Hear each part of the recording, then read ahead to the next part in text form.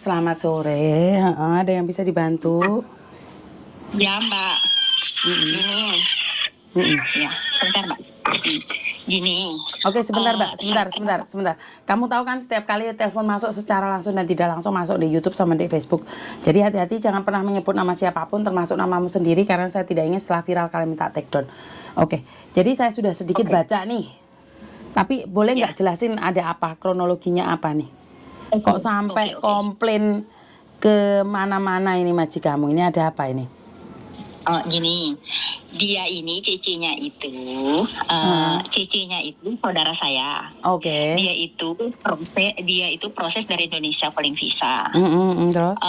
Kemudian dia minta diberangkatkan tanggal 5 September kemarin. Seharusnya kan pihak agensi sudah tahu kapan anak ini, pihak PT dan pihak agensi kan sudah harusnya tahu kapan anak ini turun visa, atau Mbak? Betul. Nah, terus ketika turun visa ini dan kontrak kerja segera kami kirimkan ke PT. Betul. Dan tanggal visa keluar di tanggal 5, anak ini disuruh berangkat tanggal 8. Padahal permintaan awal dari majikan itu diminta tanggal 5 atau tanggal 8. Terus kemudian anak ini sudah berangkat, medikal dan lain-lain. Kan kalau proses PAP-nya itu kan harus medical fit dulu baru bisa PAP toh, Mbak Yuni? Betul.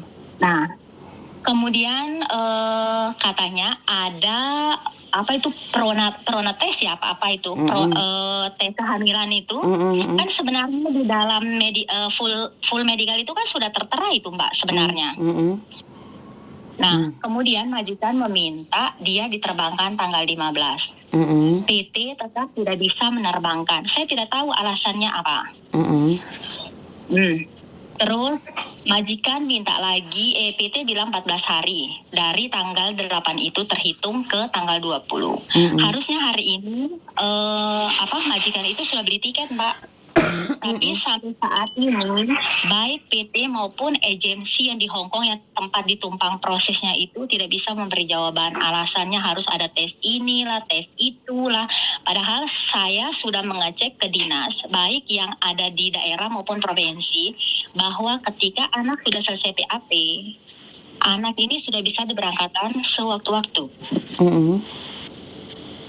Yaitu kira-kira saya harap dari Mbak Yuni ada solusi atau masukan nggak? Oke, sebentar ya. Saya pernah mengalami seperti ini, Mbak. Soalnya menurut saya pribadi itu nggak ada PT atau agent yang akan menunda keberangkatan seseorang. Apalagi ini adalah calling visa yang dimana kalian sudah bayar semua. Ini bisa saya jelaskan di sini ya. Karena sebagai agent dan PT itu tidak mungkin menahan seseorang yang apalagi calling visa. Nah, ini kemungkinan besar, saya tidak tahu ya, kemungkinan besar memang di PT tersebut sendiri ada masalah nih.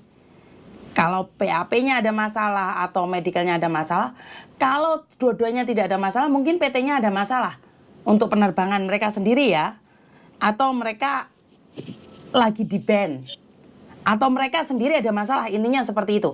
Karena setahu saya PT atau agent itu nggak kepingin menahan seseorang yang sudah ada visa, Mbak. Nah, seperti yang saya katakan, visa turun tanggal 5 mau terbang tanggal 3 itu tidak mungkin. Visa turun tanggal 5 mau terbang tanggal 8 itu memang tidak mungkin ya, Mbak ya.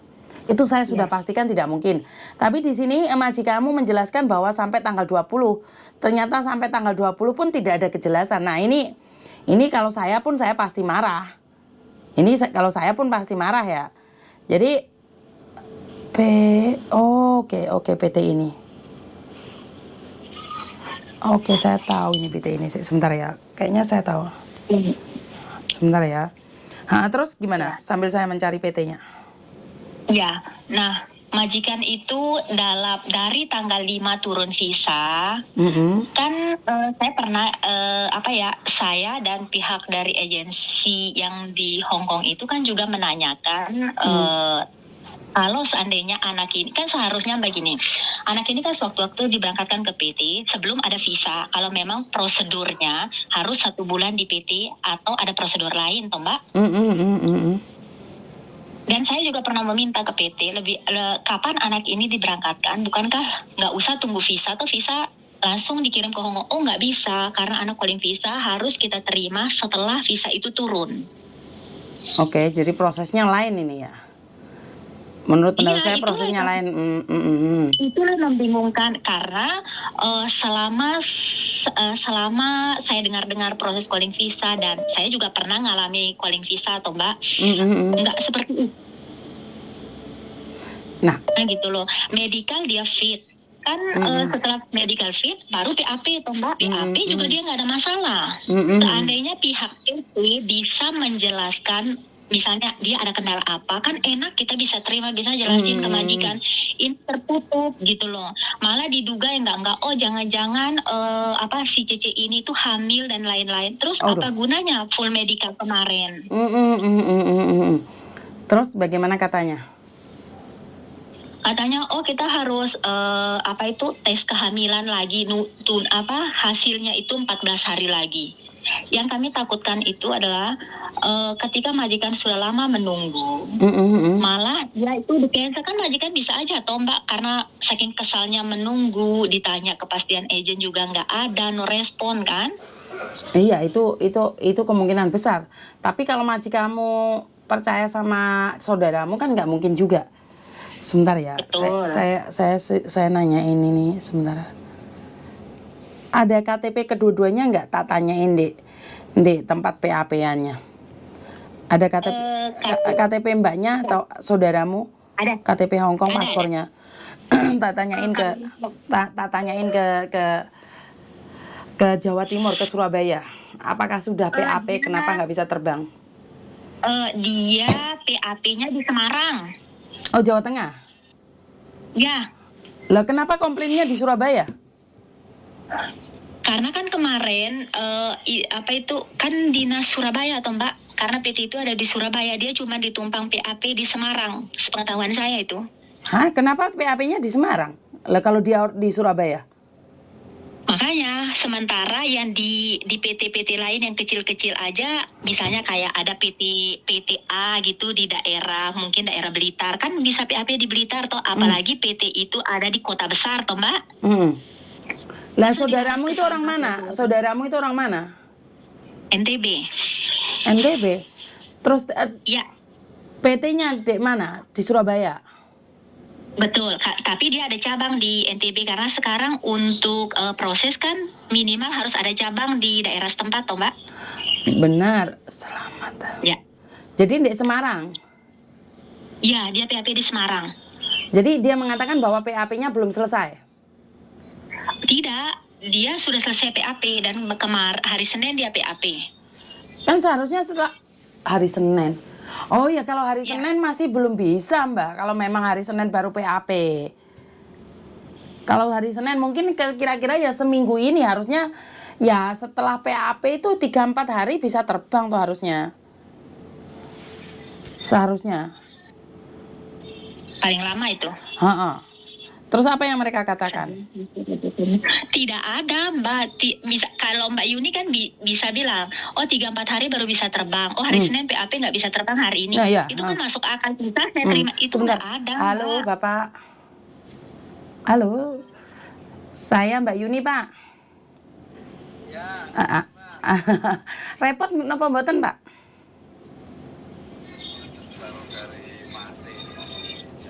Repot. Oh. Anu ajenge nang kletaken nikan wonten lare terus PAP-ne teng Semarang tapi kok mboten saged terbang. Majikane sampai komplain teng Lebor ngeten. Menawi saged dicek asmanipun. Lah nggih to Pak.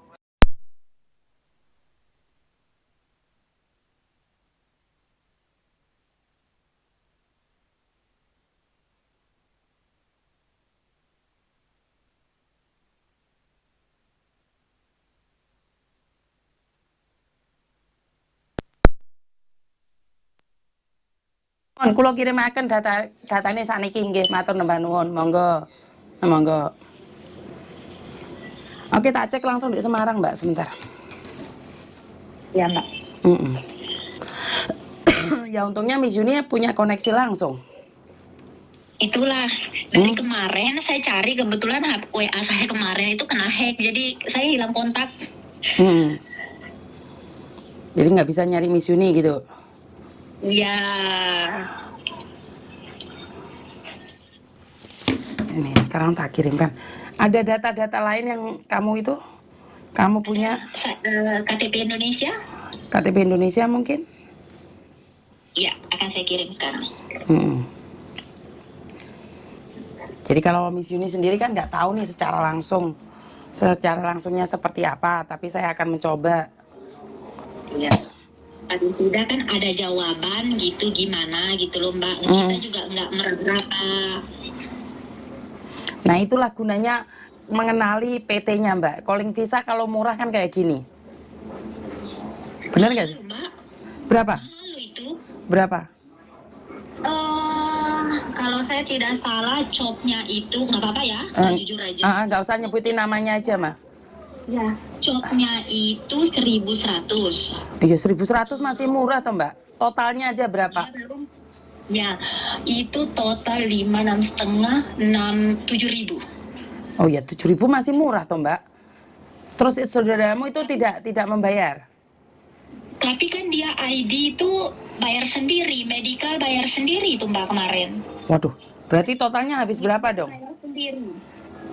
Kalau yang bayar di Indonesianya aja kayaknya ada lebih 3 juta. Bayar di Indonesianya saja 3 juta. Ya, karena ujian kalau swasta kan Mbak, ujian swasta aja 2 juta. Waduh, berarti kan ya habis banyak kamu. Kenapa bayarnya diincrit-incrit? Calling visa kan harusnya majikan semua yang membayarnya.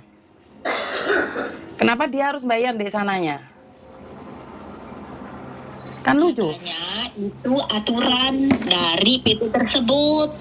Nah kan harusnya nih bayar majikan 30.000. Nah semua majikan 20.000 semua majikan. Kan mbaknya yang di sana kan nggak usah disuruh bayar ini bayar itu. Bener nggak sih? Betul Mbak. Nah iya makanya maunya cari yang murah ternyata lebih berat lagi kan? Ini lagi dicek sama orang BP 2MI ya yang ada di Semarang. Ya untung Miss Yuni kok punya kenalan, jadi tahu. Hah? Jodoh. Lah ya. Terus ini majikannya sudah komplain ke siapa ini? Itu surat itu mau dimasukin ke konsulat. Terus? Tapi saya tahan dulu. Saya bilang kita paling tidak harus ada jawab. Kita dari PT tersebut dulu. Saya bilang. Terus Oke, sebentar. Saya juga pernah ditelepon stafnya Mbak. Saya kasih tahu bahwa majikan minta berangkat di tanggal segini. Malah jawabannya, ngapain harus kamu ngajarin aku? Katanya, ajarin kami katanya. Kita sudah beroperasi puluhan tahun katanya. Itulah sombong-sombongnya para pegawai yang notabene kita yang bayar tapi sombongnya minta ampun. Jadi kalau saya chat pun pagi saya chat, sore baru dibalas. Itu pun cuma dibuka doang kadang. Ketika saya tanya tentang penerbangan. Oke. Nah ya arogan sekali kan kesombongan itu. Kesombongan staf-staf yang sudah pinter itu. Makanya saya tuh nggak ngeh banget dengan mereka. Dan saya ini baru pertama kali juga hadapi kayak begini. Oke. Majikan komplain. Majikan komplain. Oke, saya nunggu jawaban dari Semarang dulu baru bisa kasih jawaban ya. Karena saya tidak ingin memberikan jawaban yang salah. Cuman kebetulan saja saya kan kenal sama mereka. Lah, kamu sendiri tulisannya ada part of employment agency loh.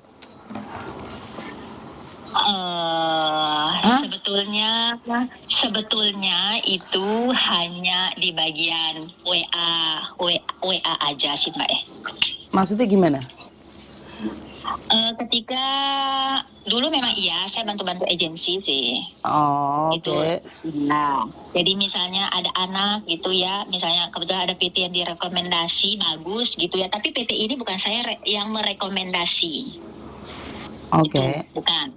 Ya, saya cuma follow up saja. Kayak misalnya ada PTA bagus gitu, terus majikan gitu ya cocok gitu interview, ya tetap aja tumpang proses di agensi yang ditunjuk oleh majikan dan PT yang ditunjuk itu. Jadi saya mungkin bantu di berkas kah atau sekedar interview itu saja kok Mbak. Oh, tapi kamu bukan agent kan? Tak pikir kamu mau ngetes aku nih sekarang. Oh enggak, bukan itu saya nggak ada niat kayak begitu. Saya betul-betul minta bantuan sih, minta solusi Mbak. Soalnya di sini part of employment agency Indonesian Hong Kong menerima proses lokal dan calling visa gitu loh, Dek. Dan kamu kan di sini, kamu di sini ngomong buka jam 9 sampai jam 6. Hari Jumat dan Minggu kamu libur. Hah? Enggak. Bukan. Bukan agent ya kamu ya? Bukan ya? Bukan, saya bukan. Saya betul-betul untuk minta solusi kok. Oke. Soalnya kaget saya setelah saya buka profilmu di WhatsApp kok kamu sendiri sepertinya agent gitu loh, apalagi ngetes aku. Nah, saya ibu rumah tangga kok Mbak. Dulu saya memang bekerja di Hong Kong. Oh, kamu posisinya sekarang di mana? Di Indo? Saya ada di Indonesia. Waktu itu saya mau balik, tapi karena corona nggak bisa. Saat ini saya sebetulnya mau cari majikan, tapi belum ada. Oh, kamu posisi di mana? Di NTB juga. Oh, kamu di NTB. Oke. Ya. Oke. Berarti ini adalah majikan yang kamu carikan dulu sama temanmu gitu intinya. Jadi bukan saudaramu kan? Bukan. Apa itu? Karena saya katakan saudara tadi, karena sesama dari satu suku. Oke, nggak apa-apa. Jadi kan saya enak gitu loh, soalnya kan saya nanya kan sama orang pejabat nih, saya bilang kamu saudaranya, giliran mereka nanya detail dan kamu bukan, saya salah loh. Makanya saya nanya beneran. Berarti kan aku bisa bilang kamu itu adalah sponsor. Boleh. Oke, berarti kamu adalah sponsor, oke. Jadi kan saya tahu gitu loh. Berarti kan majikannya itu menghubungimu sebelum mereka komplain atau apapun, mereka itu menghubungimu secara langsung dan tidak langsung, bener nggak? Betul Mbak. Oke. Jadi saya paham. Jadi di sini saya biar nggak kaget, wong saya lihatnya profilnya kamu agent, kok tiba-tiba nanya sama aku, biar aku nggak salah paham gitu loh. Soalnya hari-hari ini tuh banyak orang yang sengaja menjebak saya dengan pertanyaan yang saya sendiri juga nggak tahu tujuan mereka apa. Oke, jadi sekarang kita nunggu aja nih penjelasan dari Semarang dulu. Setelah itu saya akan update ke kamu ya. Iya Mbak. Oke. kasih, Mbak. Sama-sama. Oke, bye-bye. Oke, jadi saya terima kasih sekali. Bisa dibilang Mbaknya adalah sponsor dan kebingungan nih. Pada akhirnya tidak bisa proses atau seperti ini, seperti itu. Jadi ya udah nggak apa-apa sih. Saya sendiri itu tidak peduli kamu sponsor atau calo atau apapun. Yang penting kamu itu benar-benar membantu sih. Saya rasa ini sangat bertanggung jawab, dia sangat bertanggung jawab sampai mencari tahu, bahkan telepon saya ya, apalagi saya kan bukan agent sebenarnya, bisa dibilang saya bukan agent, tapi nggak apa-apa walaupun kamu sponsor calo, saya tidak akan pernah memusuhi kalian, yang penting kalian tuh tanggung jawab aja pada anak-anakmu. Jadi nggak apa-apa, kamu cari komisi, cari pekerjaan nggak apa-apa, saya tuh tidak pernah menghalangi itu, yang penting kalian tanggung jawab dan jangan meres orang, itu aja ya, bisa difahami sampai di sini ya. Jadi buat teman-teman, saya tidak pernah membenci sponsor atau calo, karena mereka sama-sama cari makan dan dia juga berusaha loh bekerja, termasuk menghubungi saya, ini adalah usahanya dia. Jadi ingat, saya tidak pernah menghalang-halangi seseorang mencari nafkah. Yang penting itu masih di jalan benar dan tidak menjual temannya sendiri. Bisa difahami sampai di sini? Terima kasih buat teman-teman dan khususnya buat NTB, NTT yang notabene sekarang sudah semakin maju aja. Bekerja cerdas, jangan sampai tertipu dan jangan sampai bekerja secara ilegal ya, khusus buat NTT sama NTB, karena banyak sekali orang-orang yang akan memanfaatkan kalian. Jadi NTT NTB adalah pulau yang saat ini sedang maju dan pastinya menjadi inceran-inceran sindikat-sindikat ya. Jadi buat keluarga saya, saudara saya yang ada di NTB dan NTT, lebih waspada aja. Saya tidak bisa mengatakan bahwa kedepannya seperti apa dan bagaimana, yang penting kalian harus bekerja secara legal aja deh, jangan pernah melakukan pekerjaan secara ilegal. Itu aja dari saya, dan Buat pemerintah semoga kalau bisa dipermudah kenapa dipersulit. Dan wassalamualaikum warahmatullahi wabarakatuh. Berkat Tuhan mengalir atas hidup kita semua. Semoga semua makhluk hidup bahagia dan terima kasih. Bye bye.